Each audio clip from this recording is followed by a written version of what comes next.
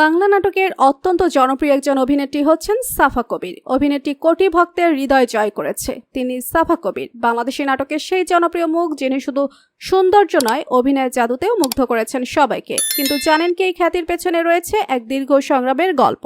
বিস্তারিত জানতে ভিডিওতে লাইক দিয়ে শেষ পর্যন্ত দেখতে থাকুন। সাফা কবির জন্মেছিলেন 1994 সালের 29শে আগস্ট ঢাকায়। ছোটবেলা থেকেই ছিলেন লাজুক, কিন্তু স্বপ্ন ছিল বড়।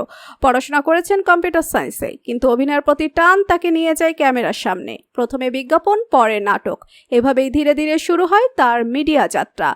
2013 সালে একটি টেলিভিশন বিজ্ঞাপনে মুখ দেখিয়ে রাতারাতি পরিচিতি পান। এরপর ধারাবাহিকভাবে কাজ করেছেন জনপ্রিয় নাটকে ভালোবাসা 101, ফ্যামিলি ক্রাইসিস, লাভ বিড়াল আর মিশন এক্সপ্রেস। তার অভিনয়ের ভঙ্গি, হাসিয়া, চোখের ভাষা দর্শকদের মনে বিশেষ জায়গা করে দেয়। কিন্তু এই সাফল্যের সাথে সাথে তাকে সামলাতে হয়েছে অসংখ্য গুঞ্জন, সমালোচনা, এমনকি ব্যক্তিগত জীবনে হস্তক্ষেপ। অনেকেই ভাবে গ্ল্যামার মানেই সুখ, কিন্তু সাফা জানেন খ্যাতির পেছনে কতটা একাকিত্ব লুকিয়ে থাকে। মিডিয়ায় টিকে থাকতে তাকে শিখতে হয়েছে ধৈর্য, পরিশ্রম আর আত্মবিশ্বাস। কাজের ব্যস্ততার মাঝেও তিনি পরিবারকে সময় দেন আর ভক্তদের সাথে সোশ্যাল মিডিয়ায় যোগাযোগ রাখেন।